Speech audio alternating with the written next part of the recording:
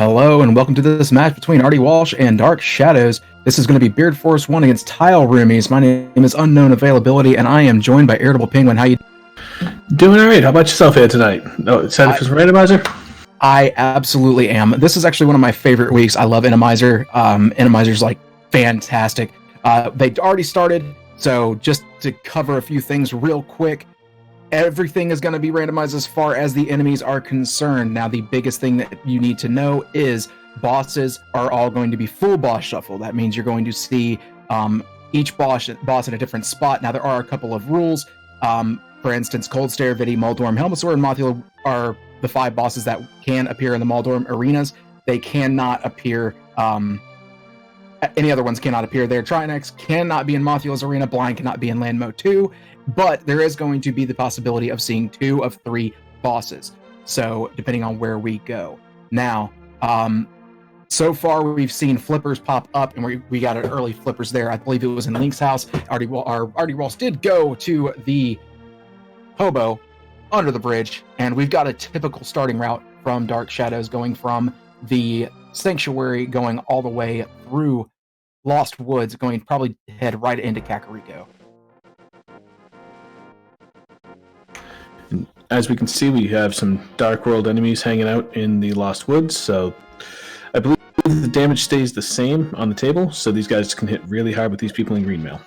Yeah, 100%. The damage is going to be the same. So basically, to kind of make it a little bit easier to understand where to go, 20 rupee pool, that's actually really nice going into Kakariko for that $100 you're going to have to spend, and even to possibly, well, I was going to say buy bombs, but there's the Uncle Pack right there. Yeah, buy bombs, not needed. We are full. That's fantastic, because you don't want to have to worry about bombs going into Kakariko. There's 3 bomb walls, so... You know, bombs are never fun to have to farm. Rupees are never fun to have to farm. It's always good to just get that out of the way real quick.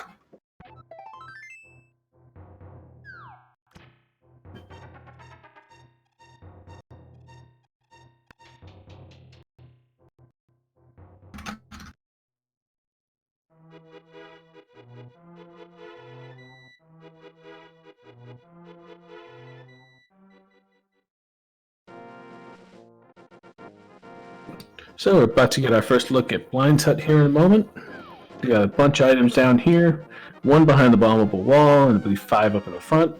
Meanwhile, Tile Roomies rdwalsh is deciding to go ahead and go over to the flipper areas, making a quick trip up to the Ice Rod Cave. And we get ourselves a fire rod out of Blind's Hut. That's always a good early find.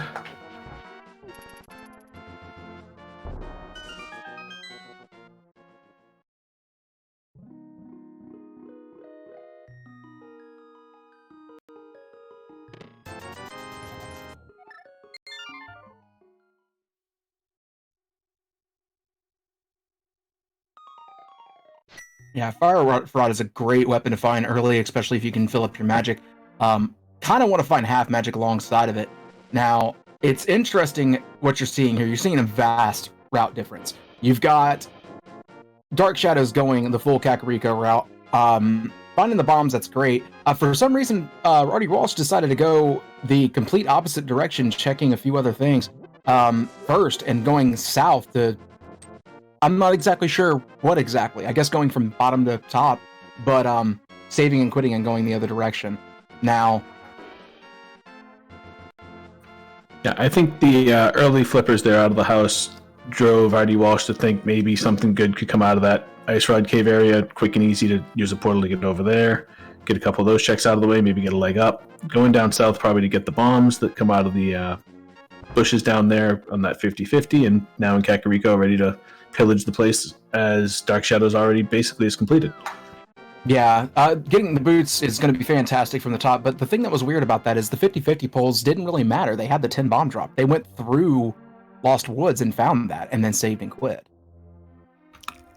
I was paying attention to Dark Shadows. I did not realize that. That is very strange then. Yeah, I'm not sure about the routing choice there, but hey, it's sometimes these runners know things even commentators don't know, even though we both run and possibly even try to do this as quickly as possible as well. choosing not to grab those bombs, even though could probably benefit from them, even though they only have 8.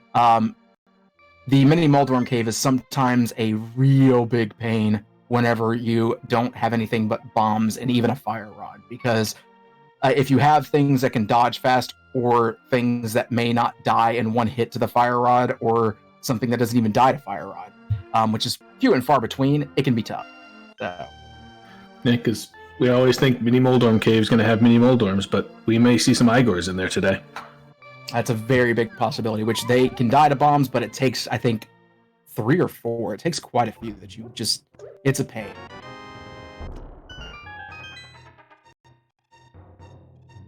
So Dark Shadows, probably making quick use of those boots to get the boots checks out of the way here at the Bonk Rocks. See if maybe something comes out of that. rdwalsh is going to be finding their boots really soon. Or I think they already did find their boots. I think just now, if I'm not mistaken, they were in the well. Yep. And boots paying off big time with a hook shot. You know, that is a payoff, but I'm not 100% sure how much of a payoff, because that's not progression yet. No, not quite yet. We're still looking for a glove for sequence break progression. We're still looking for I'd say a bow would be progression at this point, or a book, maybe to get in further to Eastern Palace, or get over to Desert Palace, which I believe we had 3 crystals. Yeah, it looks like Eastern Palace was a 5/6, and I know Desert and Hare were both at least a regular crystal. So. And rdwalsh looks like they finished out their trip through Kakariko, doing the save and quit. Probably likely to go and do the same Bonk Rock smack that Dark Shadows went with. Coming out of Link's house, so maybe not. Probably just going direct to South Shore. Going to miss out on the hook shot, but like you had said, not much progression on there just yet till we get a couple other things, so that could actually be beneficial for them in the long run. Yeah, because if they end up finding a glove, it's going to be better for them to have the hook shot later rather than earlier. But there's a few little optimizations you can do with the hook shot. Getting spin speed without having a sword, that's something that will always make it easier for you. And here's one of those moments where Fire Rod will not kill the enemies. I'm pretty sure the mini Helmas do not die to Fire Rod. I don't believe they do, but that was some very good thinking there, knocking them into the pit with that hook shot. Hook shot does stun them, but knocking them off makes them that much easier to drop. Good old blue mail and 4 hearts. That's not too bad to find, especially going over here to the crab zone that usually is a pain. Yeah, no, when I do the Enemizer, if I can find a mail upgrade, I don't care how far out of my way I have to go to get it. I'm grabbing it, especially if I'm down at 4 hearts. That's huge. So here we get a red mail on the Lake Hylia Island. Now, this is something that's interesting. I know personally Dark Shadows actually likes to go to Agina's Cave and check the item on the desert ledge. He loves to do that because it gives him information otherwise not known. And yeah, so he didn't do it this time. However, rdwalsh decided to go to Agina's Cave, ended up getting nothing out of it, and didn't go look at the item. So usually it's Dark, were you literally just trying to it looked like he tried to set up the fake flipper from Hobo there. Yeah, I find it so frequent that you do a fake flipper to Hobo that it's almost natural to try and line up for that, even if you know you have flippers. Yeah, it's almost like a while back in one of the old tournaments, somebody did the fake flipper, the fake flipper. They set up a fake flipper and ended up doing the fake flipper anyway, and they did it right. They actually hit it right, and they thought they were in fake flipper state. They ended up taking damage by mistake, and they freaked out, and they didn't die, and they were so, that moment of panic right before that moment of relief. Yeah, exactly. And that is a terrifying thing right there. Those are some of the hardest hitting enemies outside of Ganon in the game. The Chain Chomps sitting right there outside of Ice Rod Cave. You would hope they're going to guard something valuable, but we're likely to see something like 10 arrows out of there just because he's outside. I mean, you can't say it's not valuable. It's 50 rupees. 50 rupees, you're on your way to go get Zora, you want to make sure you have enough. In fact, this will get Zora and Palace of Darkness out of the way for them with the 698 total. Yeah, and it'd be a little bit closer to being able to do the dig game as well. So those are really the only things that you have to worry about. Using some awesome knowledge there. Getting the dash out of the Ice Rod Cave in order to be able to use the Flipper State in order to get the Water Walking State. So if you're jumping from north to south, you are able to land and get your Water Walking State as long as you're going from north to south. It does not matter where you do that at, as long as you do not make any transitions as far as a inside to outside goes. So that was actually really smart to use there. Give them that little bit quicker access up here and save a few seconds. And those little optimizations, though they don't look like much in the moment, throughout the entire race, they add up. It's always fun to see the lovely assortment of enemies we get in the Zora area, as each one of the little fish that hides under the water is considered its own enemy, and where we're randomized, we get all kinds of goodies up here. Oh yeah, it is definitely one of the more terrifying things. And I don't blame these runners for holding off on going into Escape. I dislike Escape in this current state. They have the ability to stun, well, DarkShadows has the ability to stun, rdwalsh does not. That means you're fighting with Fire Rod and low magic. Because doing Fire Rod without half magic, you have to be spot on with your shots and an Enemizer. It can be a pain. Now, DarkShadows does have the ability to stun, which is actually very useful. You can stop them in their tracks and get all of your stun prizes, whatever they may be. So, yeah. In DarkShadows' position, being able to stun is great. Having to use 3 or 4 bombs to kill something, not exactly ideal, and only having those 8 shots with the Fire Rod. Definitely a chance here in Escape, but, hopefully you can find a sword, get yourself something. A little hook speed off the stairs there, always nice. Yeah, the fact you can stun first and then switch to Fire Rod, it increases the amount of time in the menu, but honestly, it's definitely less terrifying than going through without any way possible to stun and trying to do Fire Rod and bomb strats. Now, when they Fire Rod after stunning, do they still get the stun prize, or is it just the guy burned so they don't? Don't quote me on it, but I'm pretty sure, yes, you still get the stun prize because it's counting as killing an enemy. The only thing that's a different prize pack is freezing and then killing or crushing with the hand grenade. Okay. Wasn't certain on the fire dynamic portion of that, if that counted, so that would be good for him, too, to be able to find that. I'm not 100% on it either, to be completely honest. I would usually know that kind of thing. I honestly don't remember from my own playthroughs because it's not something you really think about whenever you're doing it. Yeah, and it's not something you typically find yourself having to do, stunning something with a hook shot and then fire rodding it to get where you need to go. Very true. Well, we're going to get at least some sort of an idea here. So, 1 bomb, that's definitely a possibility of a prize pack that's done there. We're not going to find out on this one because it's always going to be a key. Yep, and the hookshot's going to take care of that Moldorm anyway. Now, this Eastern Palace room, based on what it is, has to contain these Stalfos, correct?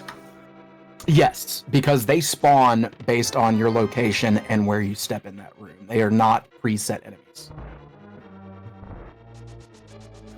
And we have a significant guard downgrade here at Zelda's Cell. Guess the other guy's on a lunch break, making things easier for Dark here. Oh no, I think... So, Dark Cross... Actually, I think the entirety of Palace of Darkness, the back of Palace of Darkness, is in Logic with the current loadout. Or not Palace of Darkness, excuse me, Escape. I was thinking Palace of Darkness because they're going through dark rooms. Because of Fire Rod logic. And this is a terrifying room right here. Oh my. Wow, man. That is absolutely terrifying. No. I don't want to be a part of that, ever. Yeah, that's a giant no thanks from me. But we see Dark Shadow is making his way through. Yeah, so any room that has a torch with the fire rod is accessible by this logic, because you can hit that torch and keep going. As long as it has a torch, you're fine. So that's the problem. You have to know where that torch is based on the dark room. So rooms like Palace of Darkness Maze, the Dark Maze, is not in logic. And the Dark U, or the Dark Loop in Palace of Darkness, is, because there's two torches, one in the top left, one in the top right. So, you know, just a good form of example for you here. And because this is Inamizer, this is 100% in logic for Eastern Palace, because you do not need bow to get through Eastern Palace. Now, the rooms on the right of Eastern Palace are not in logic as far as this current loadout goes, because we do not have a lamp, and there is no actual lamps to hit. Now, we found a hammer, which is absolutely fantastic. So we have a hammer over in the eastern area. We got our sword out of Dark Cross. I think we just got a maximum eyes Moldorm, which is absolutely fantastic. So this actually is the only thing that really ew. So Moon Pearl and the the Master Sword. Yeah, that's nasty. We don't like that. No, because you're one step closer to saying Aga's not required, and also one step closer to saying Aga's completely in logic. Yeah. It all comes down to, do we find the glove or do we find the lamp first? Yeah. So I guess Dark Shadows is going to Agena. Not a bad play. The rdwalsh just set up the fake flipper. That's a very interesting method to do that. Yeah, the lamp is on desert. The only good thing is we don't presently have access to desert, so... Book has to be on Mushroom, I think. I think Book has to be on Mushroom. Or access to Dark World. Book or Glove on Mushroom? Yeah, so Book or Glove on Mushroom is what I'm thinking. Or another step. Or another step. We could get a shovel or something along those lines for sure. Yeah. A flute. Okay, I knew so it was going to be something access. ridiculous. I knew it was going to be something ridiculous. So here is the issue here. Where was that hookshot? Hookshot was in Bonk Rocks, so rdwalsh has to make a move to Bonk Rocks before doing the flute. Fortunately, they're going to be passing by it, so good a time as any to hit it. I think that's going to be a hard-pressed miss here. I'm pretty sure they're going to go north. Oh, don't scare me like that, rdwalsh. And fortunately for them, they're going to find that hookshot before making their first trip up Death Mountain. Yeah, because otherwise that only puts two items in logic without the hookshot. But now that's going to put the entire East Death Mountain in logic, which is fantastic. But Dark Shadows is definitely in the right spot.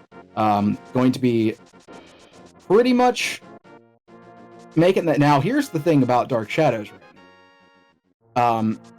They have Hammer, but that doesn't really give them much access here. They're going to have to go into Eastern Palace. They should know that they can complete it all the way through. Hopefully he realizes he doesn't need to go to the right side, because he knows where the lamp's at, so he knows the right side is out of logic. That makes it a little bit easier to say, okay, well, whatever's over there is 100% not going to get me anything important at this moment. It's a waste of time to go over. You're more likely to get something off of the boss in this instance. And see, I would look at it and say, maybe the thing I get on the right side, or going through the right side, would put me that bit ahead through a sequence break, and that's why I lose races. I mean, honestly, I would probably make the same mistake. If there was a race that bit me a long time ago because I didn't go all the way through and the bow happened to be in that dark room. It happened to be on the vanilla big key at Eastern Palace. So because I didn't sequence break, and I know the dark room, it's the easiest dark room, I know it. It wasn't even Inamizer. And I just didn't do it. So I was behind on the bow for the longest time, and this was pre-progressive bow. So it wasn't even like it was Silver's or anything like that. Another bow was out there. It was the bow. So yeah, that's a rough one. Yeah, it was pretty rough. So, Dark Shadows will be getting their access in just a moment. They're gonna have to know to go right to the actual mushroom spot. Now, that's the funny thing about this too. Usually, people wait to check the mushroom until the flute. Now the flute's on the mushroom. Yeah, the fortunate thing is not much else after Eastern for Dark to check. He could go over. I don't believe he's seen Ice Rod Cave yet, but he's gone over to the desert side. He did do Ice Rod Cave because remember that's right. He did the fake. Yep, he did the water walking. Yeah, and okay, so he is going to go to the right, and there's a glove over here in East Death Mountain. So that is Aga dead. We know 100% that Aga's not required. Now, the interesting thing here is this is going to either cause, depending on what we get here, as of right now, it is two swords that was picked up over there in Escape. So that means that was like the Aga package, and then on top of that, it was also the Moon Pearl. So pretty much they're both going to find out once they go to the other places that each one has checked that it's not an Aga seed. I think Dark already has the idea that it's not an Aga seed due to the fact that he has seen where the where the lamp's at. So yeah, because it would be hard to find progression enough to get through. Well, I guess Jess book would be it, but as you limit down the items that you're able to find in the areas you're going to, it's easy to go, yeah, book's probably not going to be my progression over the lamp to Aga, because what seed would want to do that to me? Yeah, either you're looking at because a glove doesn't even get you access to anything right now. The glove doesn't even get you access to anything, because if you get a glove, technically you cannot. It's a sequence break to go up to Death Mountain. So you're thinking, all right, the flute's somewhere out there. The flute is somewhere out there. Oh, for sure. Did Dark not get the big chest of Eastern Palace? That would be odd, because he got the big key plenty early. Yeah, it was the first chest. And Jamie Misher pointing out in chat that the glove is a big find for rdwalsh, just based on the fact that they can go into the back of Escape and get that Moon Pearl without even having to go through the dark rooms, which is a fantastic point. It is. I think both runners have a pretty decent setup in the way that they are able to go. Just in the fact that this is going a lot easier for Dark, considering he has a sword. Hammer strats are not exactly the hardest thing on a Maldorm in a closed room like this, but 3 spins with a sword also is pretty good. So, and now we're seeing why we got the early Fire Rod, as we have Cold Stare on the Tower of Hera. Yeah, interestingly enough, I guess we are not going to be doing hammer strats on Cold Stare. Yeah, rdwalsh looking like they want to have a sword well before having to deal with that. Huh.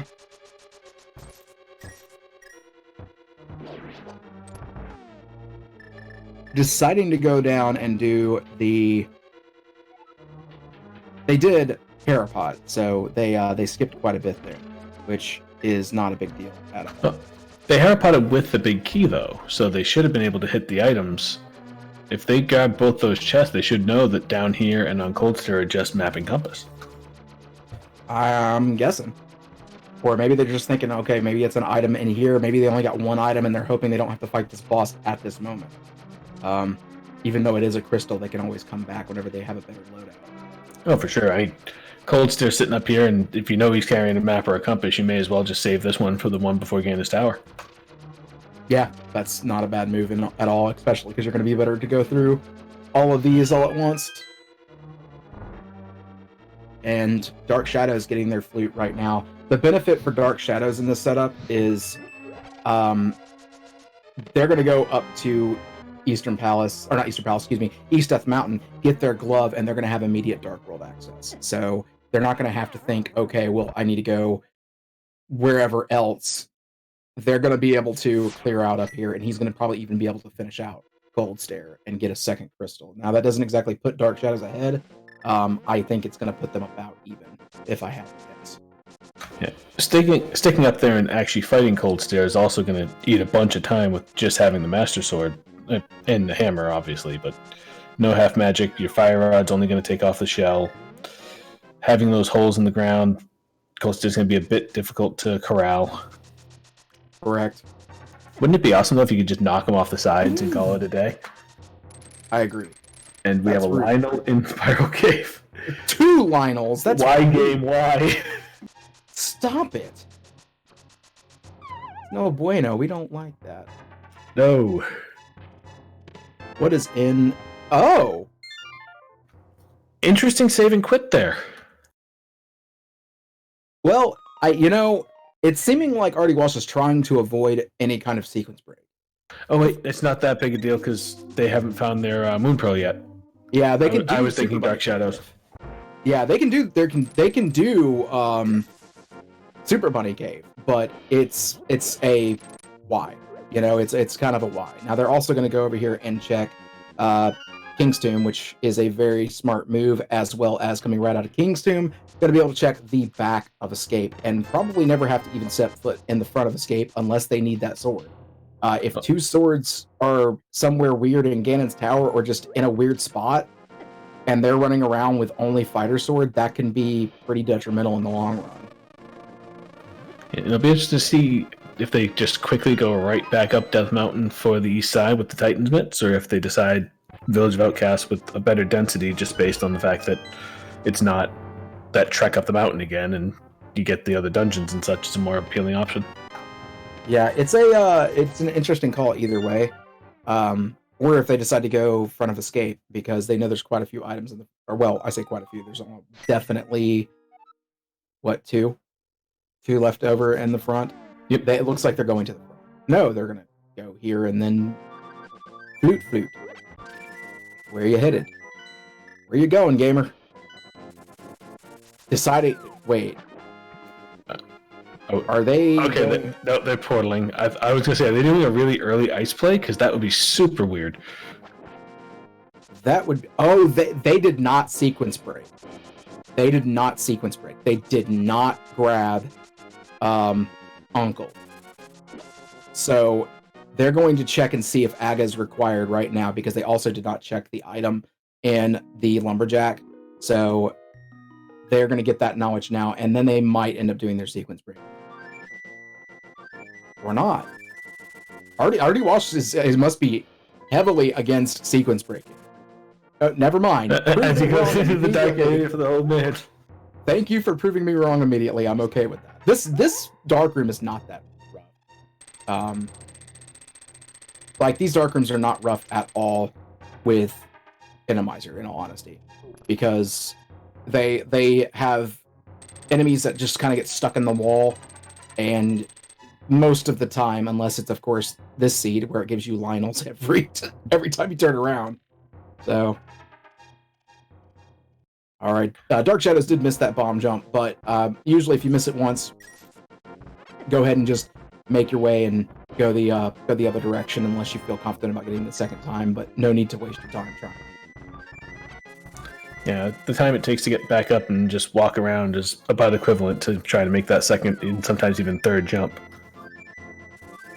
Walsh getting their lamp data now, so confirming that they no longer need Aga. We're going to pop back over and check the Mire area. I don't disagree with this play. You're going to find out if you can get into Mire right now. You're getting the knowledge now that the red and blue pendants are Mire and Pod, green pendant and Skull Woods. And our other 5/6 crystal is Turtle Rock. Yeah, that's the only one I missed. Thank you for catching on that.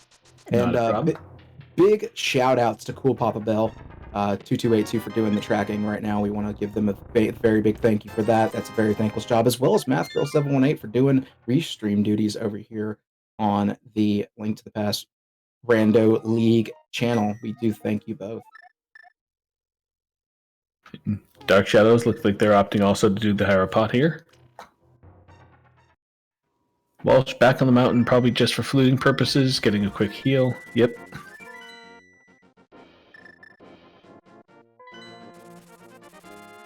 Yeah, Dark Shadows and I have had a discussion about this, that he has this setup that he has learned, and I don't know, I personally have learned the brute force setup, which is basically you do your spin speed and you take your you take your hook shot, you go in the top left corner over there by the key door, and you run right and down really fast and you hit hook shot. It's like brute force at its best, and I love it.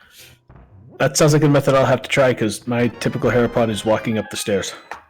Yeah, I mean, in all honesty, the brute force method works so well. If you, all you have to do is just put yourself up in the top left, and you hold like down and right and hook shot at the last second. You're bound to get it sooner or later. And once you start getting a better feel for it, you'll end up feeling better. Like, you're like, okay, I get the idea of the timing now. And it's just, it goes a little bit smoother.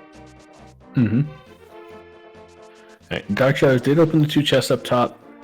Should know that there's a map and a compass left. Not have to go to the basement area. May opt to fight Cold Stare, may not. We will find out momentarily. Meanwhile, rdwalsh hit Hype Cave. Nothing of real interest in there, and is making the southern route up toward Village of Outcasts. Having the Titansmiths, this is a great little look, because you get to hit the dig game, get up there, maybe bring the Smith with you for a little bit. And this is something that we forgot to mention too.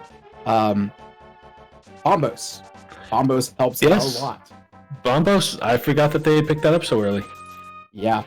So Bombos is a huge thing here. Allows for the last few fire rod shots to make this a little bit easier and more manageable in this small area. And it's a catch-22. Cold Stare in a awkward shaped room you would think would be very difficult. It's easy to get knocked off here for sure, but you don't really have a knockback whenever you hit Cold Stare. But Cold Stare has really awkward patterns. Sometimes they will go for hours, and then sometimes they will go for 5 seconds. And you're like, why is Cold Stare not picking a path? But easily done, getting a 20 rupee drop off of the boss. But second crystal for Dark Shadows. So there was an item on the boss. Oh, they must have just not picked up the map, or yeah, the map. Map must be in the basement then, not the key locks for portion, but the front portion. Yeah, I honestly don't remember what items they used. So I'm pretty sure it is cleared out. Yeah, there was 10 arrows in the big chest that I saw, and then I just didn't see them go into the basement initially to see that it was a map there. So that explains why rdwalsh decided to gamble on hitting the torch room. Yeah, so we're getting the Smith chain out of the way, or at least the beginning of the Smith chain. It doesn't look like there was much payoff there on the Smith chain. And interestingly enough, this seed has 100% made it to where you are not going to be fake powdering. So if there's something on the magic bat, we're going to be forced to do powder. So, but Dark Shadows has their mitts. They are going to actually go down and check their full dark world. That's actually a big advantage for Dark Shadows, in my opinion, because they're going to get a lot of checks that is. Honestly, we haven't seen anything on rdwalsh's side in Hype Cave or anything like that. It's going to be pretty interesting to see what Dark Shadows finds in Hookshot Cave. Yeah, 6 checks here that we know with everyone that we've seen from rdwalsh that didn't pan out. These ones get that higher probability of having something that could. Absolutely. And we don't have access to the inside of Turtle Rock yet, but as far as we can possibly get in, depending on what the actual access to that is, we know Quake was the medallion required for Meyer. Meyer is a pendant though, so finding Quake is probably a terrifying thing for rdwalsh, thinking, oh great, I have to go into Meyer now. Well, and it's Quake either way. It is Quake either way, so a Skullwoods dip is required, and that is green pendant. So honestly, that's not too bad. No, where most people tend to route at least the front of Skullwoods in as though it's an overworld place, I don't think that's going to hang Dark Shadows up at all. No, I don't think so either. I would almost clear it anyway, just because it is another item check, and I would go back to front because it is one of those things where you are likely to spend less time if you go back to front, getting the boss kill, getting the green pendant, and if you find both items in the back, you're done. So, and finding a bow over here on the Super Bunny Cave. So interestingly enough, the bow may not even be required this seed. Yep, with Pod being the pendant, unless there's something on Helmasaur, then likely not. Yeah, and then that's something too, is like you don't even need it for GT or anything like that because of the wow, what is this? This Spike Cave can go away. It's awful. It is Spike Cave. What's interesting is this is the second or third seed I've seen today where they've had that specific spike in that specific area. That's hilarious because it basically turned itself into Spike Cave. I love that. Yep. We got rdwalsh going through Thieves Town now. Going to give us the check of the front here at least. Beautiful thing with Thieves Town in Enemizer is you don't have to worry about bombing out the top. You can just run right into the boss room and see if you have the requirements for them or not. And then the awful thing about Thieves Town and Enemizer is the lag in the front room is horrible. What lag? This isn't a slideshow. Yeah, exactly. This hasn't been too bad in all honesty. This particular setup hasn't been horrible, but oftentimes you'll get like fire bars and things like that that just slow the game down so much. Yeah. To answer your question, chat, we don't really have much of an advantage just yet. Maybe a slight edge toward Dark Shadows just because the checks they have made have panned out, where rdwalsh has done a few checks that have just yielded not much. So rdwalsh has more overworld check done, where Dark Shadows got more value out of the lesser checks. Yeah, but in all honesty, even then, the checks that Dark Shadows has done hasn't really played off that much either. Nope. And we're not going to be killing Trinex right now. We're not even getting to try. Well, Trinex was in. Got it. Trinex is in Thieves Town. I blinked. Sorry, the save and quit was so fast it didn't even matter. Man, I hope we don't find Ice Rod over here. Could you imagine that? Yeah, go down to the brewery and find Ice Rod and just know that's probably where you should go. Be interesting to see if they go back in to get the items on the left side, though. Yeah. rdwalsh is this interesting method of not taking the time. Oh, well, there's a book. Okay. So that may be required. Oh, we found a mirror. We found a mirror. I didn't know where we found a mirror, but we found one. Mirror must have been found in Thieves Town, then. Yeah, so that's actually really nice. So now, finding the mirror, that means you can just flute on over to the Mire area and use the mirror. You can actually go check your checkerboard cave, as well as get the lamp. The book is not really required unless there's something on the tablets. And Jamie from chat pointing out that it was the C-shaped house for mirror. So Dark Shadow should be getting that shortly, having done the Hype Cave check here, and looks like making the same south route over toward the Village of Outcast that rdwalsh did a little bit ago. Yeah, that's actually an awful spot for that mirror too. Because if you think about that, that leaves literally 2 mirror spots just isolated, just because of where it's at. It's either go north and get that one, or go south and get K45. That's such an awful spot for that. Yeah, especially given the route they took to come up through the south, hitting Stumpy, getting through Dig Game. Yeah. It wouldn't surprise me if Dark Shadows does the same thing that rdwalsh did in picking up the Smith while going up. You're really kind of half isolating it just by naturally progressing to where you want to go. Dark Shadows pulling ahead on the health count. We are at, I believe that's 10 hearts. Looks like we're 9 and 10, I think.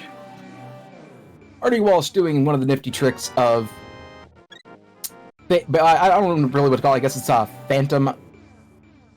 The Phantom purple chest, where you leave it behind a couple of screens and make sure it doesn't despawn, and you can still turn it in, because what happens is the NPCs will say, hey, you can't talk to me, or you can talk to me when you have X follower.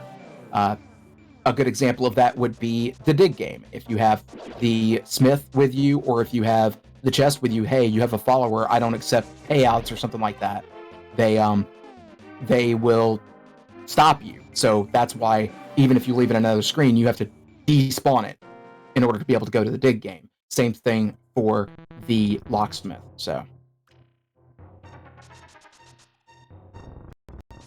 I like this play from rdwalsh going into Swamp Palace, because right after Swamp Palace, they're probably going to go over to Ice Palace as well, and just knock out 2 quick crystals back to back because they have everything they need for both of them.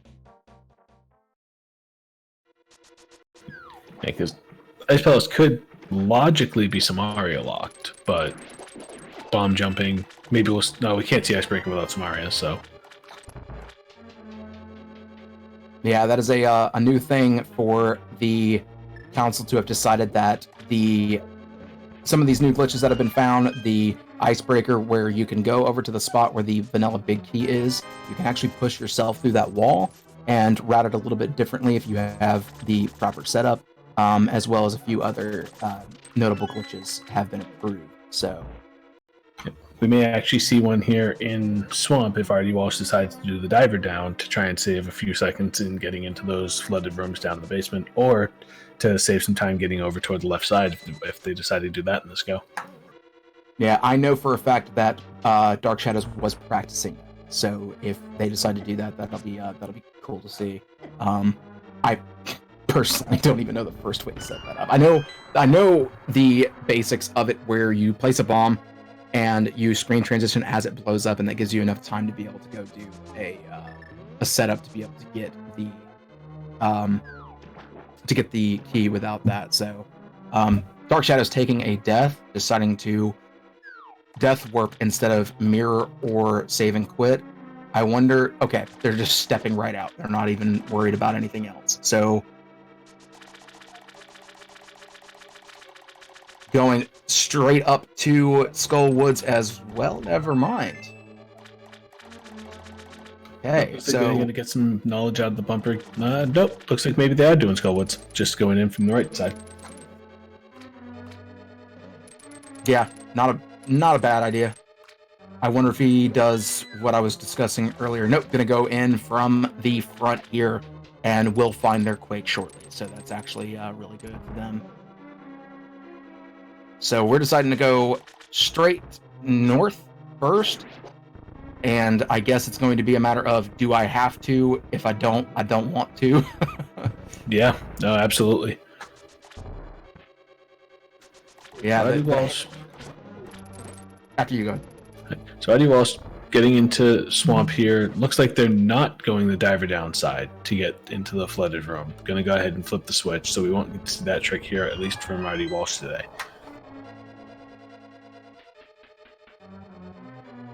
Oh, I love that. Dark Shadow's doing a really cool trick where the hitbox on those spikes are just a little bit small, so you can actually fit your hookshot right through there and hookshot straight through and get to that chest a little bit faster. So that's a really neat little trick that you don't see too often, because honestly, it's I think only a couple of pixels, so not something you see people try to do often, because if you spend too much time on it, you've wasted your time. Yeah, the few times I've seen it, I've thought, wow, that looks really cool. I'd like to learn it. And then every time I'm in that room, I just never think to try. Yeah, I usually try it and miss every time. So rdwalsh about to go into what should be an Argus fight, but where we're shuffled, we may see someone else. It could be Trinex 2.0. Hey, we got got a Helmasaur. So we've seen a Helmasaur, we've seen Cold Stare, and we've seen Trinex. So and Moldorm. And a Moldorm. So we've seen 4 bosses, no doubles yet. Yeah, I actually saw Moldorm the other day that had 1 eye. That's always interesting. I prefer more eyes on my Moldorms, personally. I would say it was terrifying, but it was amusing. I wasn't terrified as much as I was really amused. rdwalsh opting for the slightly safer spin strats as opposed to going for that tiny hitbox with the hammer on Helmasaur. Can't say I blame them based on the current loadout. Oh, well, that's butts. And Dark Shadows is choosing to go ahead and clear out all of Skull Woods here. Again, green pendant, can't blame them at all. Yeah, no. That's that's awful, man. Look at that. Yeah, it's not the best place for one of those things to just be swinging around. I particularly like the green pendant play here, though, because we have pendant pod, which means there's probably a progression item in there. You may as well grab the pendant, because when you head over there, you get the additional check-off Zaha on the way in. Also, you're going to be able to mirror as soon as you're done here. Oh, look, my least favorite boss to be here.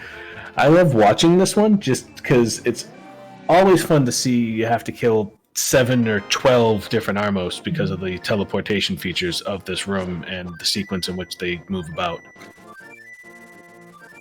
Okay, I say this is my least favorite boss. This is actually my second least favorite boss. Because I really hate Blind here. Blind here is just a absolute awful feature. Because when they're in the top, you just can't hit them, and you're moving around all over the place. And you're right, the teleportation features in this is also as we see one bouncing from top to bottom and back to bottom and back to top. And no, okay, good. I was like, no. Oh, using that block to his advantage as well. Well done, Dark Shadows. That was fantastically done. I thought we were going to see a soft lock there for him. I did too. I was worried about soft lock and having to take a death. Oh, wow, that is a Cane of Samaria on the Torch of Desert. So we might actually see a icebreaker then, if they choose to do so when they go in Ice Palace now. Getting our PED check. The most notable item that could be there is going to be the Ice Rod, but it is just a little piece of love. So nothing at all to be worried about. Now, here's an interesting prospect. We still haven't found a bottle. No, we have not. So Sit Kid could very well be the Ice Rod that we need to beat Trinex, because we 100% need the Ice Rod. Trinex is in a required dungeon. That is absolutely true. And to answer your question in chat on how they can soft lock there, I'm not certain they could have. My concern was with where Armos was placed, if the arrow would actually reach, because he was stuck in that wall. Yeah, it was hard to tell whether or not the hitbox was in the right spot. But Armos was just up enough because of the way that the properties of the room was working. And Barlow in chat pointing out that we saw a bottle on Death Mountain, so at some point one of our runners may remember seeing that, I believe, on Top Spec Rock then, and make a play for that to see what Sick Kid has. Probably opting to do that as a last location thing, though, where there are 3 others to find and plenty of locations where they could be. Very good memory. And what is this vanilla thing here? You gotta have a little vanilla sometimes, otherwise you don't appreciate the chocolate. Yeah, I'll give you that, I guess. I guess before you walk into a room. Yeah. And there's Blind. So far we've seen a random boss. Every time we have not seen a repeat boss yet. So. In this area here, basically the exact same as Blind Standard Room. Hard to get on script just based on the fact that you have to get up there to him, but quick and easy enough after you get there. Yeah, with boots, it's I mean, I wouldn't call it easy by any means, but it's easier to get up there in time. But Blind in a room like this, as long as you have enough hearts and enough, mail and health, you're fine. So. And on top of that, they also have safeties in the form of cape. So, barring any gauntlet rooms holding red Igors, which I'm not even sure that they could, but I don't see why they wouldn't be able to. We're in Ice Rod from Go mode, I believe, on rdwalsh's side. So, at one point, Enemizer was unable to put anything that is unkillable by I say, quote-unquote, normal means. I.e., they have to be killable by, like, bombs or just a normal sword. So, if it's in a room that requires a kill to open something up. So, you will not see a red Igor in, say, the right side of Desert, because you have to kill those enemies to go north to get that other chest. They will not do that. So, that's why sometimes you'll see a red Igor in a spot that doesn't require a kill. So we won't see them on the gauntlet then. You shouldn't see them on the gauntlet in a spot that has to require them to kill. That may have changed with the more recent iterations, but at one point I know that was the case. So based on that, then, if rdwalsh finds an ice rod, say in Ice Palace, they know Trinex is over there in Thieves Town. They may not even have to go back up Death Mountain until they're ready to go hit Gannis Tower. That is very correct. That is very correct. They may not even need that bow at all. So the only thing that could be a real difference here is if, for whatever reason, Dark Shadows does find silvers maybe in Gannis Tower or something like that, that could drastically lower the amount of time that it takes to kill Ganon, because we are still only on Master Sword right now. So keep that in mind, that rdwalsh does not have Master Sword, and we know that the other sword was in the front of this game. Yep, and rdwalsh is making the play in the ice. Looks like Dark Shadows hit the bottle and got the ether tablet. Might be doing a spike cave check here before bringing the bottle over to Sick Kid. Very possible. I really don't know where Dark Shadows would go from here, but there's a lot that they can complete in the form of Desert, Swamp Palace, Ice Palace, and for that matter, the back of Thieves Town. But really, we know that the Desert Palace play will get him a pretty big jump in items here with getting their cane. So the cane is the biggest pickup right now, because that allows for Turtle Rock access. Because you know what, that ice rod could just be sitting in Turtle Rock the whole time, because we don't know what boss is in Turtle. That's a fair point. In this seed, the ice rod could actually be on the boss in Turtle Rock. You are absolutely correct. That's 100% true. The joys of Enemizer. Oh yeah, Enemizer's so fun. It looks like we are going to see the icebreaker. Yeah, we're getting an icebreaker here. I don't know the setup of this, honestly. I'm unaware of the setup. So. I know the setup. I can't do it because I'm really bad at 1 pixel movements. So the idea is to slash your way out of the door so you're 1 pixel off from it, so you're still in a door state. Drop the Samaria block on yourself, and then move in specific directions so that you push through the wall. Okay. And the beautiful part with this is, unlike things like the bomb jump where you're dealing with health and quantity of items, you basically have whatever you have for magic in there to use, and if you understand how to use the Samaria to refill your magic, you have limitless tries at that. But we see they got it in a few, so not too bad there. Yeah, the refill of magic for the Samaria block, for the Samaria thing, though, I don't know if there's a spot you can do that in Ice Palace. So. Because the biggest thing about that particular method to do it, it works best in that front room of Ganon's Tower, because it puts the 4 sprites on the screen of the block exploding, and then you basically hit it in excess, and it allows you to refill your magic in that because of the way that it reads the scripting on it. So.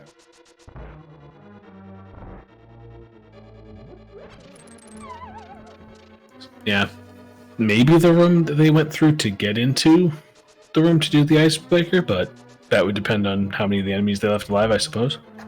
I don't know. Yeah, it's possible they could find a room. I don't know all the intricacies of how big the room needs to be. I just know that the most common spot to do that in is the main room of Ganon's Tower, just because of how big that super tower is.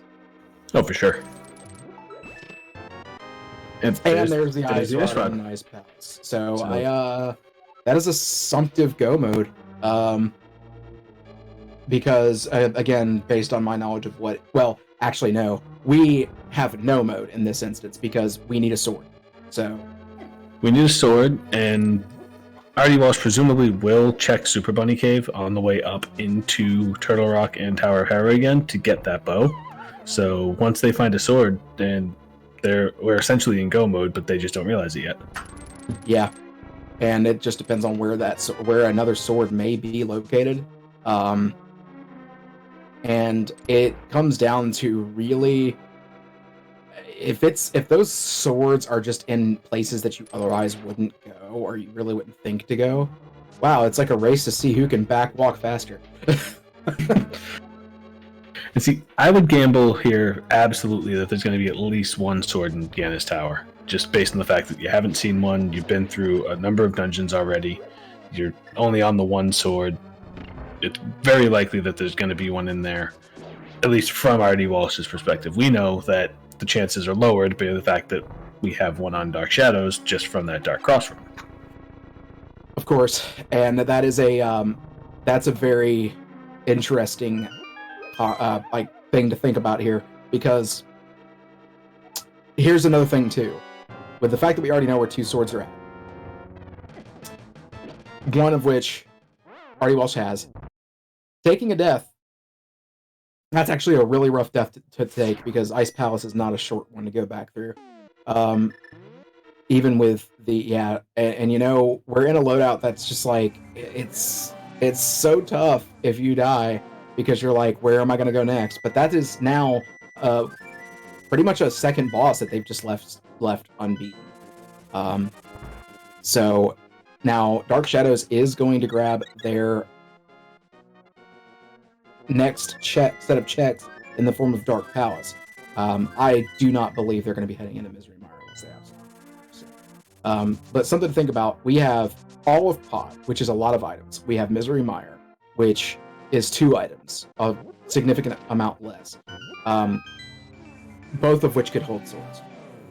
So, on top of that, we also have the back of Thieves Town. That could also hold swords. That is awful. No, we do see rdwalsh going back into Thieves Town. Whether they're going to go to the back or just go straight to Trinex because they now have the Ice Rod. It's going to be a hammer fight, just based on the fact that they have Fighter Sword.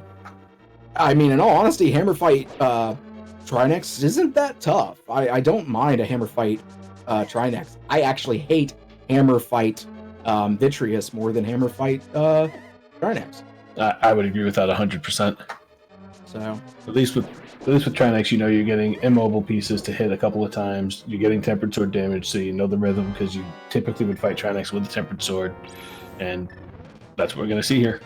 Yeah, it's just menuing. It is the nastiest part and the most annoying part. So, which, you know, if you're used to Argus, if you're used to menuing with Argus, then you can kind of get through it.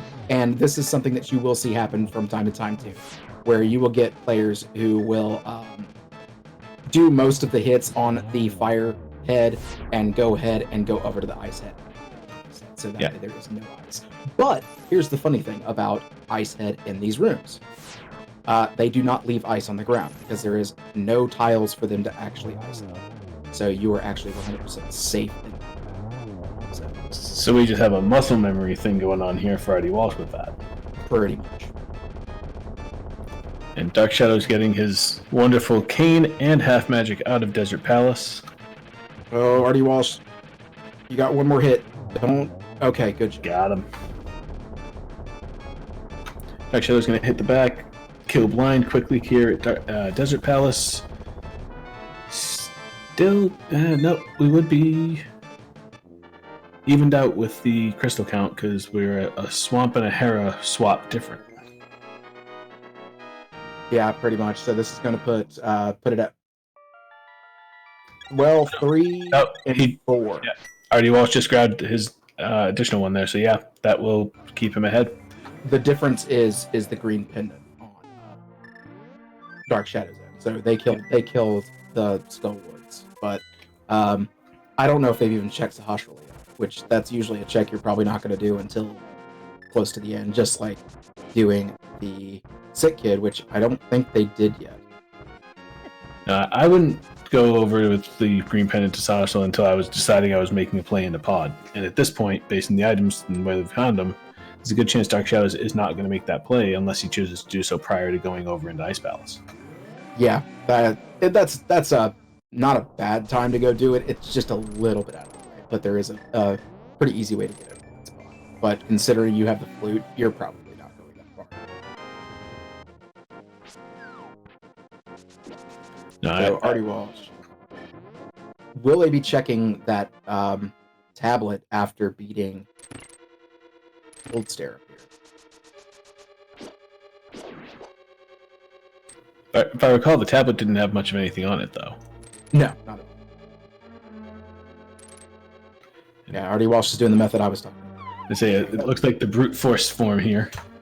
Yeah, there you go. Like I said, you just do it until you get it, and it works. It just looks quicker. If you have trouble setting up the bomb jump and the 1 pixel movements, it is. It 100% is.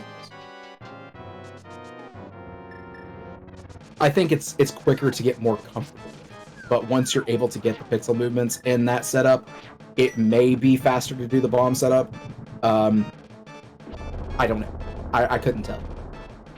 Yeah, I haven't timed it myself, so I'm not sure either. But with half magic and the fire rod, this should be a relatively quick cold steer, even with fighter sword here for rdwalsh. Yeah, I was gonna say unless of a unfortunate knockoff, but they managed to, and they're gonna find their 20 rupees on the box. But that's going to be a 5th crystal. Now here's the unfortunate thing here. They got to go back and basically they got to go to Ice Palace and beat that boss, and that is a tough boss. So, what's interesting is they pulled out the flute here when they could go over to the east side Death Mountain, open Turtle Rock, and get the items out of Hookshot and Super Bunny. They're going straight to Ice Palace. They're just they're gonna go try and fight the boss again. Yeah, I guess they're just in cleanup mode at this point. I can't blame them. That we know that, despite the fact that they'll get a bow on the east side there with Super Bunny Cave, there's not much else for them to get other than, at this point, luxury items or the second sword they're going to need. But you got to think they're just banking on Ganis Tower, the 5 items in Turtle Rock for that at this point. Yeah, because Turtle Rock can also hold that sword, which is probably a hope on rdwalsh's end. Because at this point, if I'm a runner, I'm like, where is my sword? Where is my second sword? I need a sword. So, swords always bother me whenever there's 4 of them in the pool and I have 1. So there's 3 other ones and I'm finding everything else. And you're going to see 10% of the locations over 10% of the locations between Turtle Rock and the areas of GT that you're able to clear prior to getting up to Aghanim 2. So you will see the good possibility of a sword there. Yes, absolutely. It'll just be very unfortunate for rdwalsh if they do not find a sword in those areas, where we know there is that one hanging out in Dark Cross. Pretty much. And that is such that's one of the worst locations for it to be in, because if you're in the front, you're going to go all the way through the front of Escape, and then you're going to be like, oh great, now it's in Dark Cross. Mirror and go get it, and it's just such a time waste. You're not going to go right to Dark Cross. It's 1 check compared to 4. So nope. Rather 3, I guess it is, instead of 4. I miscounted in my head. And at this point, I don't see Pod being a realistic play at all for rdwalsh, so missing out on the 5 items there. For either runner. It's not a realistic play for either runner. Dark Shadows, depending on how much they hate the idea of not go moding Ice Palace, might make a quick dip in the hopes for the Ice Rod. That is very true, but I don't know. I don't see that. I really don't see that. It's a pendant. It's a pendant, and on top of that, with Ice Palace and the new tech found for Ice Palace, but they are about to do Diver Down, so. Yep, we're getting look at the other piece of new tech here.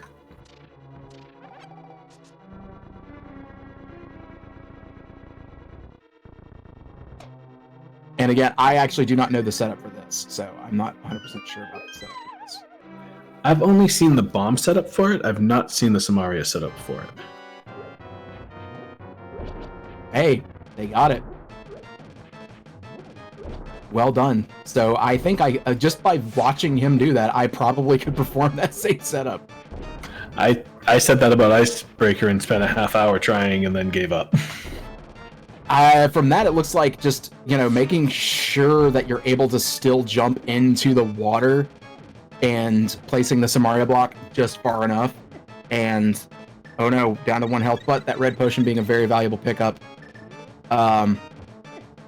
You jump back up and then you use that Samaria block to clip yourself back into that little spot there. So that's a very interesting setup. But we get to see the boss. Yes, we do. So far, we haven't seen any doubles. And there's a double.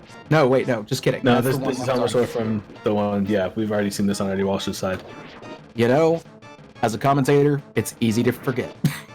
Yes, it is. And going for spin strats for safety's sake. I don't know. It's one of those things where hammer hitboxes can be tough, but you got half magic. Very well done. Very smart to do that. I'm going to say it's not an easy thing at all to time your spins and your hits on Vitreous's eye, big eye. So you want to try to sit on top of, ideally, but if you get a weird hop, you're going to take a hit, and that's going to hurt. But it's looking like rdwalsh is doing just fine, keeping calm. Yeah, looks like they've done this a time or 16 before. Yeah, there you go. Very well done on rdwalsh. That is the 6th crystal. But being rewarded with a bug net, that's actually, I'm not even going to lie, that's actually kind of good. Always going to be able to catch a quick fairy when you're in an atomizer and you have no idea what's waiting for you on the tower. Yeah, even with red mail and the amount of hearts, things can still hurt. And Dark Shadows making the play back in the swamp. Looks like they're going to go hit the left side. Be interesting to see where they've done Diver Down already on the right. They'll probably do it here on the left just to get that time save. I can imagine that. I don't know. This is an interesting play, but actually they can't because they didn't have the key to be able to flood the other one. Yeah. They can still do the bomb strat though. Our tracker, Cool Papa Bell, who again, thank you very much for doing this for us here. It definitely helps us to keep our wits about us as much as we can, at least with where the items are at. Just said in chat, imagine 2 swords on left side swamp. I was just thinking something like that, that if there's a sword over here, honestly, that puts a very interesting twist on things right now. That's for sure. That's a very big hope that there's a sword somewhere in your path. So, like, this is one of those moments where I mean, I'd be sweating bullets as rdwalsh right now. I don't even know if rdwalsh knows whether or not. No, they don't actually. They do not know what they need for Turtle Rock. They're just banking on the numbers here. We know they're fine. Yeah, they're banking 66% chance that they're going to have the right one. We know they are. And now we'll find out, is there a sword on left side swamp? Or in a few moments, will we find one in Turtle Rock? Yeah, quick number nerd moment for you here. I don't know the exact numbers it is, but the fact that you found one is the 33% chance, but finding the second one actually makes the chances that you have the right one more than 66% because of the fact that the way the logic lays things out, the possibility of needing that third one is just infinitely less. So, do you know what the percentage is?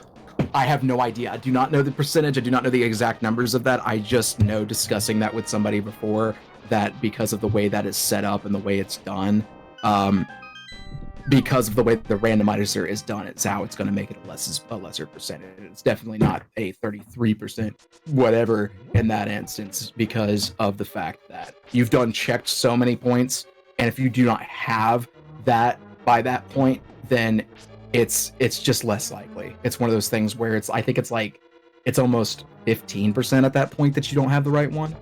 Fair enough. It's pretty low. So, but of course, all of us who've played randomizer say numbers don't mean anything because that 15% happens 66% of the time. Yeah, numbers don't mean anything because rando's gonna rando. Yeah, exactly. So Dark Shadow's making a play to get the bomb and potentially even the arrow upgrade here. Probably going to hit Ice Palace afterwards. Oh yeah, there's no doubt in my mind. You're not coming over here to Capitalism Ferry unless you absolutely need to. Grabbing the red mill before going in, a good call as well. So in the Ice Palace, they're going to get their ice rod. They'll be in go mode. Pretty much, and that's actually going to make them feel they're going to be in 100% good. So Oh, absolutely. There's no way that they're going to miss the key if it's on the torch. There's Master Sword Cannon, while not fun, definitely doable by both of these runners. So rdwalsh is still going to check every chest, hoping for that sword. Dark Shadows, once they see their ice rod, will be able to just burn through. Not that Turtle Rock's a terribly great time save when you're in go mode anyway.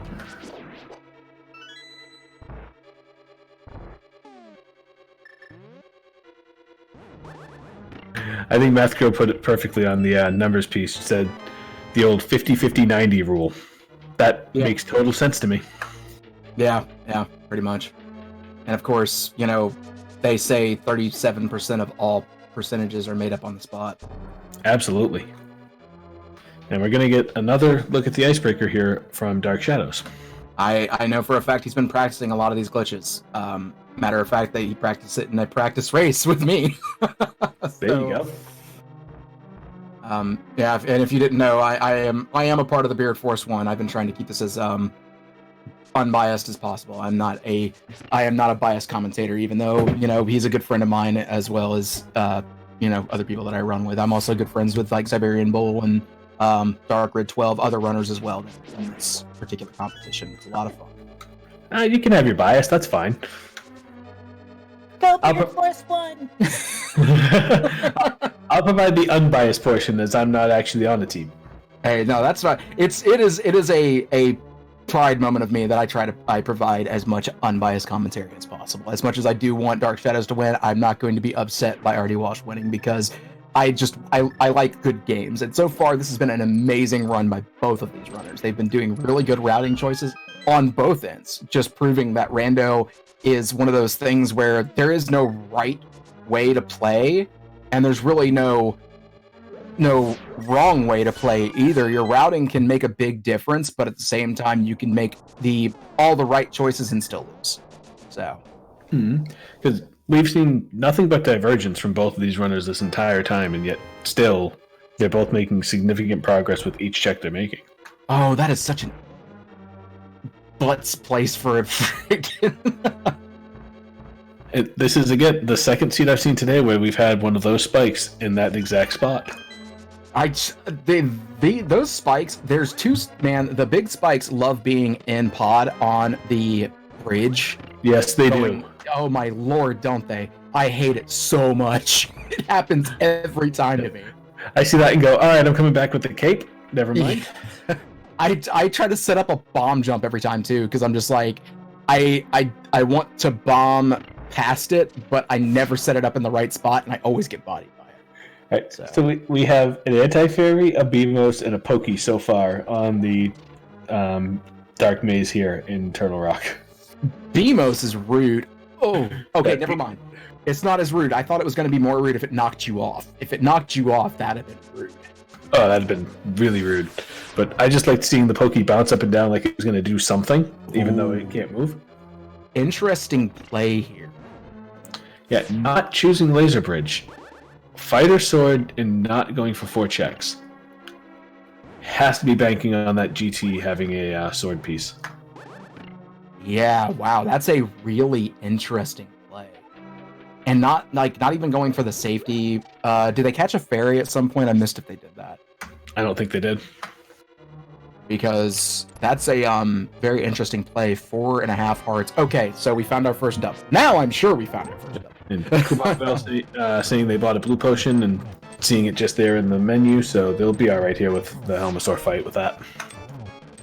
Oh yeah, no doubt, no doubt. This Helmasaur fight's going to be a breeze. Like, it's not going to be that tough at all. And seeing the interesting interaction between the helmet breaking and them spitting out the fire.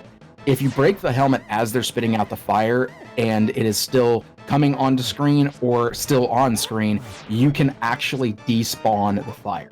So that is a very, very useful thing to sometimes use to your benefit.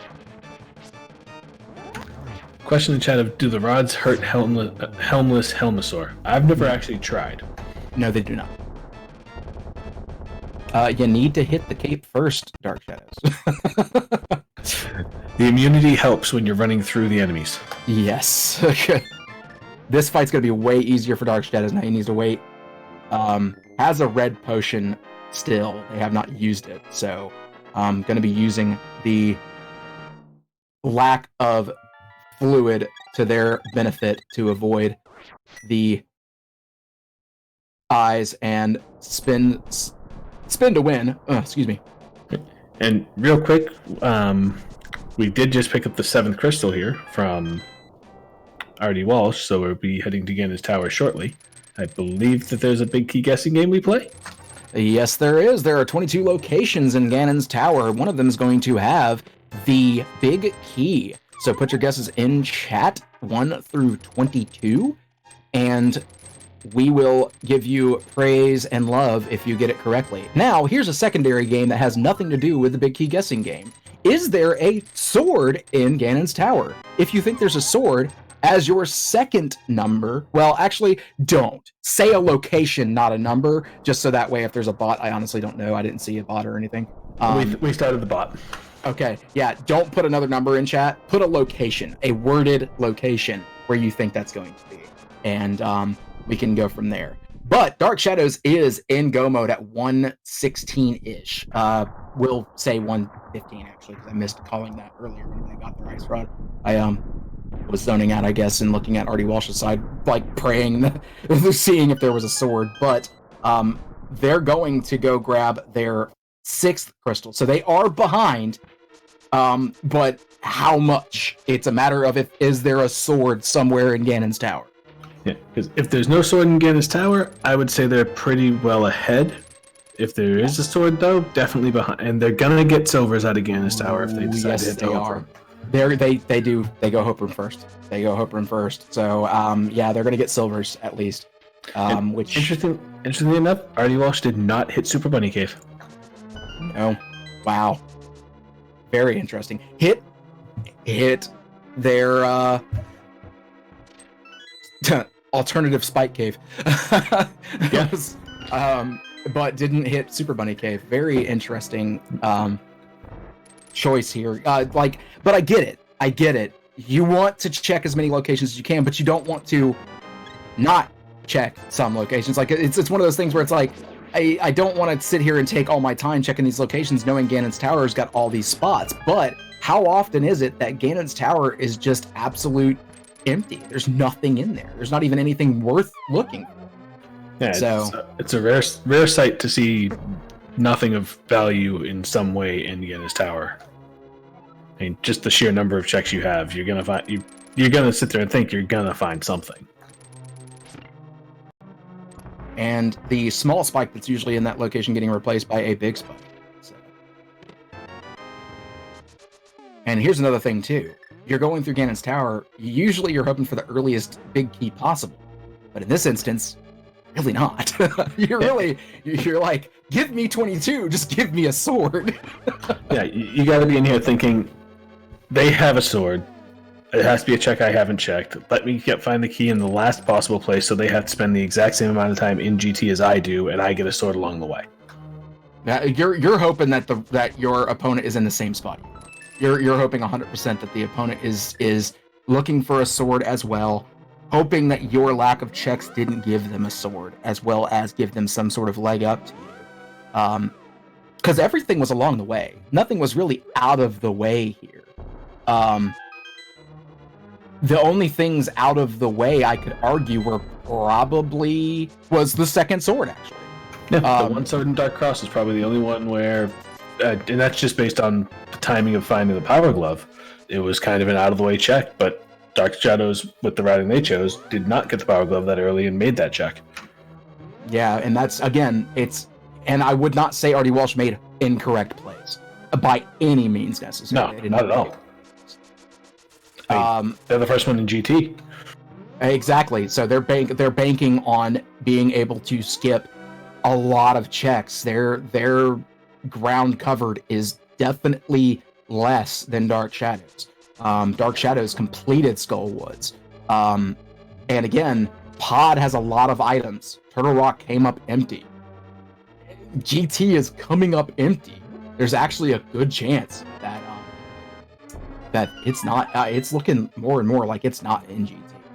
the more items that we check and the more times we are finding no... Oh, wow. Why does this seem like a horrible fight? Because trying to skate on ice and throw fire rods is not great. Yeah. You're just kind of like, all right. There you go. They lined up. Yeah, it was not that bad at all.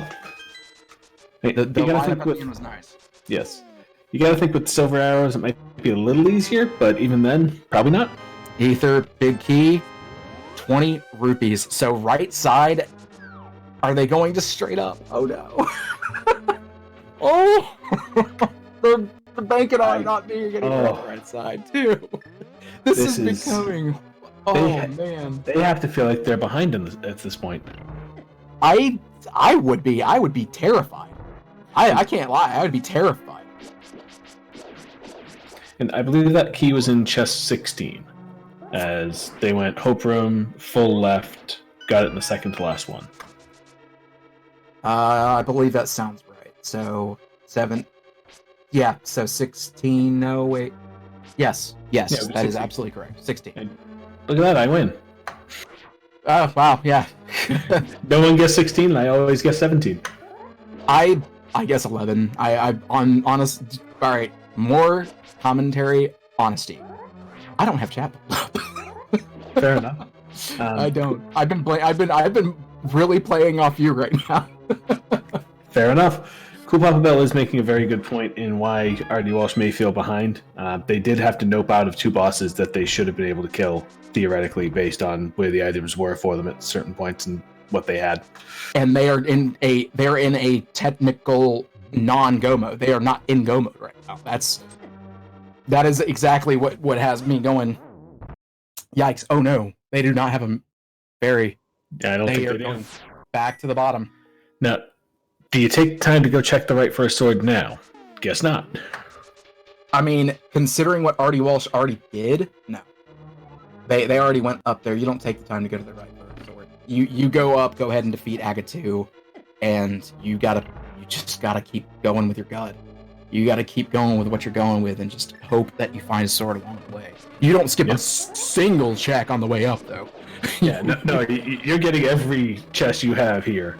The insurance policy at the end, the 2 chests with the helmet, with what should be the mini helmosaurs, everything else. You gotta check it. That bee is a baller. He went into the other room and started clearing it for RD Walsh. That's great. I didn't even see that until he came back into the first room. It killed something in the other room before he got to. Oh, it's so funny. I love this game. This game is so awesome. Yeah. Enemizer is a very fun thing to watch because you literally never know what you're going to see in a room. Yeah, it is one of my favorite modes. As a viewer, I agree. I'm still not quite good enough to feel comfortable playing it. It's one of my favorite modes to play. Actually, inverted Enemizer is one of my favorite modes to play because of, one, it takes care of one of the least fun things about inverted, which is the fact that you were probably going to have to fight off Lionels and 3 hearts and no mail, and like no way to get past them, so you have to like finagle your way past them. It takes care of that. You don't have to worry too much about that. But otherwise, like, I just love the fact that there's so many cool setups and like funny things you can see. Like in the water rooms, when an enemy pops up that is never on water and it's like freaking out and just basically Michael Jacksoning off the screen. It's so fun to watch. I love it. So you just said the words inverted and Enemizer together, and then Hazu Kitty said inverted swordless Enemizer with chaos damage. And I would like to point out to the rest of chat that we have a couple of masochists here. Oh yeah, Hazu Kitty is one of those folks that will do anything and everything in the interest of fun. Hazu is a fantastic person and a fantastic runner. I absolutely love him. So, shout outs to them. I'm actually going to be playing them in a match sometime in the middle of this week. So, but we are going into our 7th crystal on Dark Shadows. And with that, approaching the end of the gauntlet here on RD Walsh's side with a couple of stubborn mini helmets. Yeah, This room is honestly one of those hit or miss rooms in Enemizer because you don't have the BMOs. However, you still have the Medusa head. So that thing can still get you. Hey, that is boss number 2 that we know is done. And we're probably going to get our third double boss up here in just a moment. Which we haven't seen Moth, but we also have not seen the boss of Meyer or the boss of Odd. So it's a possibility that Moth could be the boss on Maldorn 2.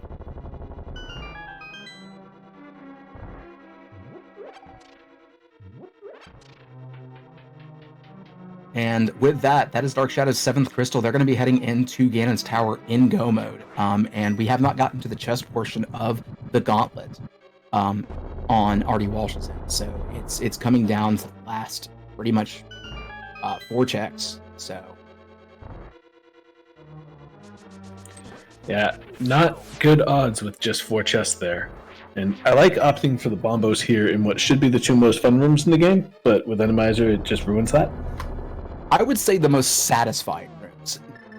When they get messed up, you're not having fun anymore. But they are extremely satisfying when you pull them off. That's fair. Yeah, the Wizrobe 2 room is so satisfying to pull it off because it just feels so good. And look, my least favorite enemy to be put in this spot. I hate this. Oh, that looks awful. It is so mean because you have to like either force yourself into a damage or you have to menu perfectly in order to go to your safety. It's just I like the way rdwalsh handled that, though. Took the hit on the left side to guarantee that it wasn't going to move over to the right for him, drop down, and then hit the 2 that he could off afterwards. Yep, and rdwalsh is doing a very smart move here. If you do not wait and you feel like you're going a little bit slow and you despawn, and you go up the stairs at the same moment that previous room shuts down, they didn't go hope room, Dark. Oh no, they did. They did go hope room first. I was about to say, they didn't go hope room first? Dude, don't stop proving me wrong. So, yeah, they went hope room first, so they have their silvers. I saw it on the screen. Yeah. Wow, bailed out. Bailed out. Last chest. But they're going to be doing Master Sword Silverless Ganon. If Dark Shadows checks that chest as well, we will have a Tempered Sword Silver Ganon. This is still relatively close. It is extremely close. And it is Moth at Maldorn 2. This is still extremely close because it is not a fast fight.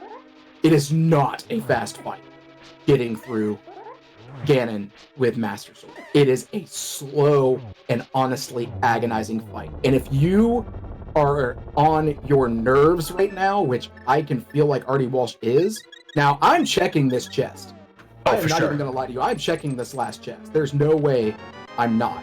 And it's a validation arrow. I love it.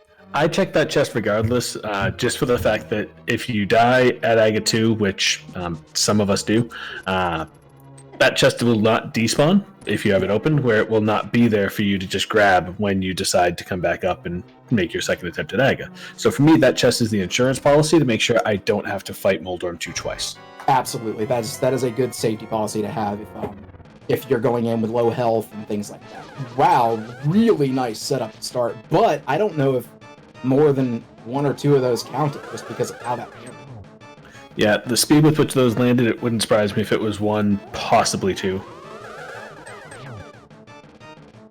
Yeah, I'm almost 100% sure that was not. We'll find out. It was not. And I'd be hard pressed to say that was 2 there, even though it should have been. Yeah, it's one of those weird things where Aga gets iframes, and if you hit them all at the same time, yeah, it was 2. So, not entirely a bad Aga 2 fight, but considering the way that lineup was, I can see why that happened the way it did. And Dark Shadows is close to getting their their big key in just a moment, while rdwalsh is going to be rolling into the Ganon fight with Master Sword Silvers. So this is going to come down to as well. Ooh, wow, really nice. There's the silver thing I was talking about earlier, where maybe that makes it a little easier. Deciding to check the pyramid. That's a wonderful check. I have seen races decided by the fact that someone checked that and found a tempered sword. Where you going, Dark? What you doing? Looks like he's maybe getting some safeties. So we're going to have a Master Sword Silverless here with rdwalsh, which essentially means we get 12 spins for Phase 1, 12 spins for Phase 2, 4 spins for Phase 3, and then 24 spins for Phase 4 for a total of 52. I was about to say, what if the big chest actually had his gold sword or tip? Oh, that would have been hysterical. Oh my lord, that would have been absolutely insane. But it had a safety, so it had the Blue King. But honestly, this may be a really fast gauntlet or Dark, considering silvers are going to just make some of these things trivial.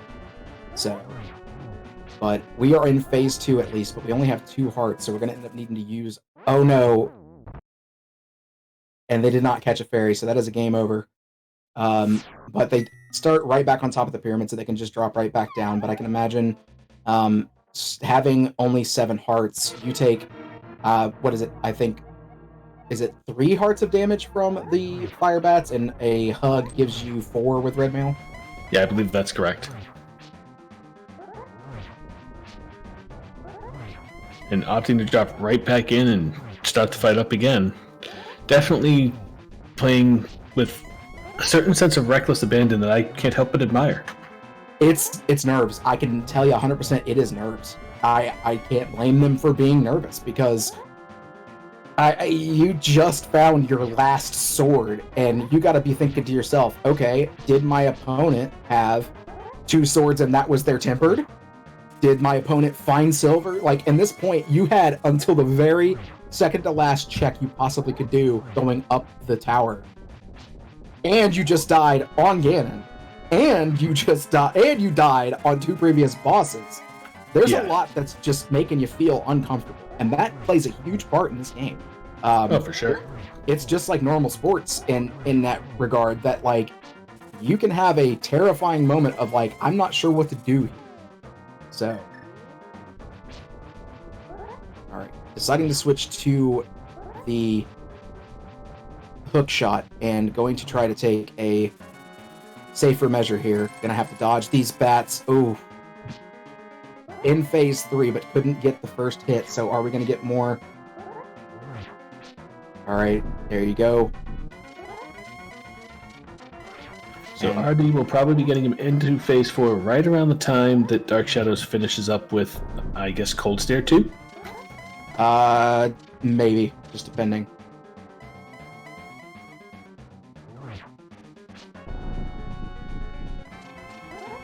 So there we go, and this is going into Phase 4. Very close. Did you find the arrows in the Dark World? Not very descriptive yet. And on top of that, you got to avoid getting hit. So it's what is it? 32 spins? It's 24 spins here. So 24. Because we've already gotten 24 for the first 2 phases and then 4 for the third, and we get 52 total. Fortunately, rdwalsh was able to land the torch glitch, so should be able to get a couple triples out of this.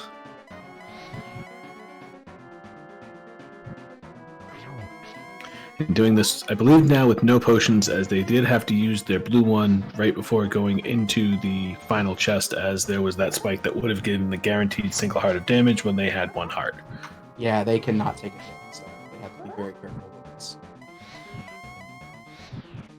They can't be missing too many of those shots either. Dark Shadows choosing to go with cape strats to get these lamps lit. Not a bad move at all there.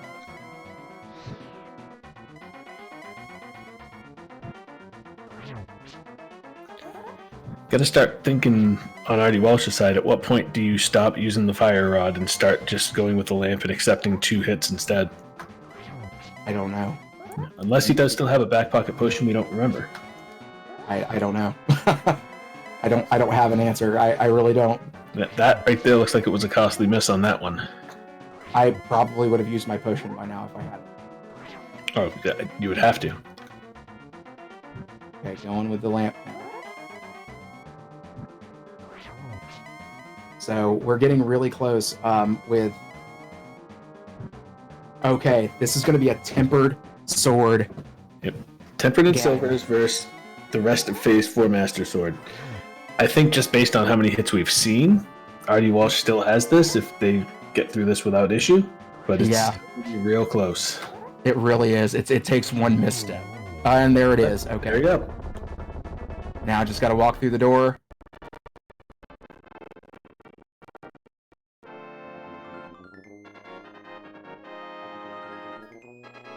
You know, if they fall, it's because you said misstep. I'm not going to ever claim that I know who it was, but I know somebody who did fall off right at the stairs. And GG's to RD Walsh taking a win for the Tile Roomies against Beard Force 1, 135-46 on screen. Meow meow meow meow meow meow. Oh my god, indeed. So, but Dark Shadows is in there, Agatu fight. We will get them in for interviews. I think we're going to let Dark Shadows finish first, though. Just so we can get them both in at the same time. Yeah, that would be good. Definitely had a double there on Aga. And another double? Yep. Their patterns did not look nearly as... I don't know, do they usually get the same patterns on Aga 2? I don't think they do. I know Aga 1... I know Aga 1 does, and Ganon does. I believe Aga 2... No? Yeah, I'm not sure about Aga 2. I don't know about that. I don't think I've ever had that question raised to me before. Seeing some yeses in chat. Okay, so it is the same patterns. I wasn't paying attention because I was looking at RD Walsh's end and not really concerning myself with the actual shoutouts to those sprites there. That actually looks pretty fun.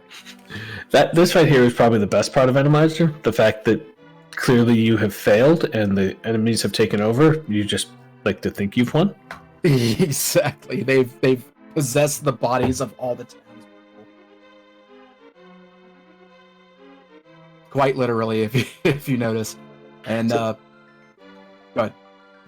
To answer a question in chat, Song leaves there's no command to see the channels, but if you go to I believe it's the ALTTPRleague.com, there is a schedule on there.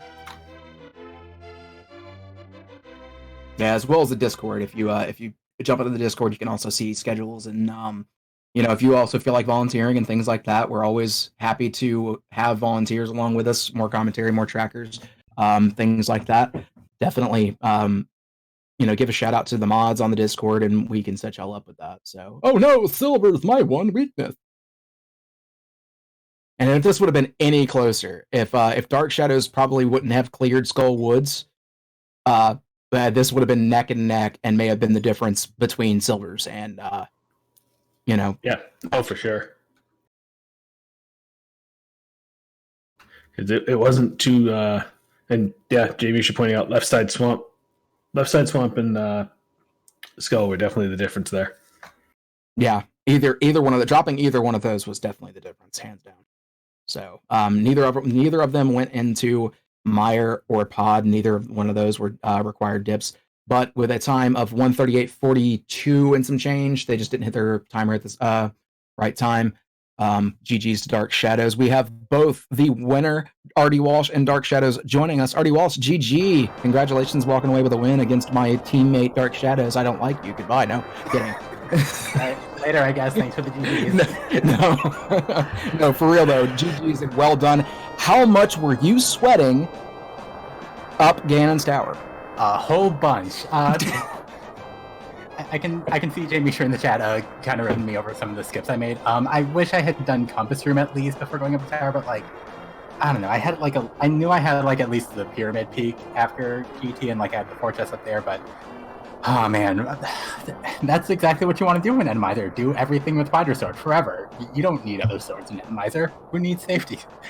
Need a lot of safeties, but anyway, yeah, I was shaking a lot. We do know where a third sword was. Would you like to know?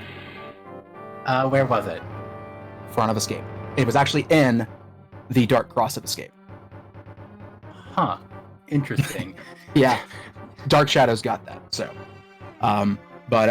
yeah. So like, other than the sweating, man, thoughts as far as how you performed in this seed in general, because personally, I think you did really well. I feel like your routing was actually very solid, considering even though you did skip a sizable amount of things, it worked out really well in your favor. Yeah, like this seed just kind of like once I got the flute out the mushroom, the seed just kind of like really snapped into place, because like, oh, I have flute. I have flute. Well, I'm probably going to go up the mountain next, and I'll just pick up bonk rocks on the way. Oh, hey, a hook shot. All right, well, I guess now I'm really going to Death Mountain. And then I would have gone for the Cold Stare fight had I remembered I had fire on that bomb. Well, that's just like, oh, I don't have a sword. I can't kill Cold Stare right now. But yeah, and then I got the Mitts and Spiral Cave, and yeah, it just it was just kind of like really generous with the item placements. And I'm looking at the 135, and it's like I really wanted the sub 130, but the gameplay just said no. But yeah, like I took a couple like weird deaths, but like now I guess I'm happy that Icebreaker exists now, because like that made the Ice Palace double dip like not so bad. But yeah, like overall I'm really happy with how I routed the seed. It went well. Yeah. The most interesting part about the routing in the seed is you guys basically diverged immediately. As soon as you went and found the flippers in Link's house and Dark Shadows started up at the sanctuary area, it was from that moment forward. Within the first 30 seconds, you guys were on completely different paths. And the fact that you got to a point where you had only the 3-minute difference based on that is still quite amazing.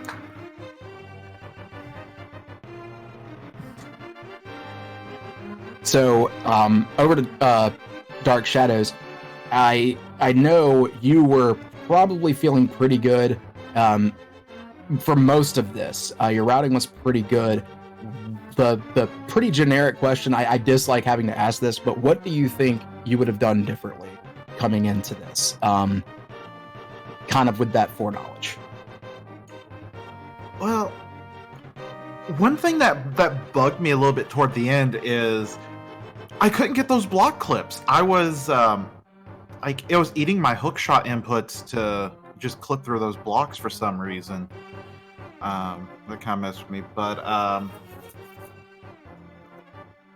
yeah, I mean, I guess maybe not clearing the back of Skull Woods would have been nice. Well, sure.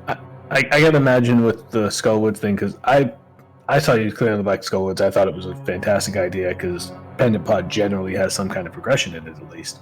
So as you went through afterwards and just saw how free the seed was being with giving you the items you needed to hit that go mode, was that where you started to feel like, oh, Skullwoods might have been an error? It wasn't until I found the ice rod because I was just nervous about that ice rod the whole time, since I knew since early on I knew there was a Trinex in Blind's place.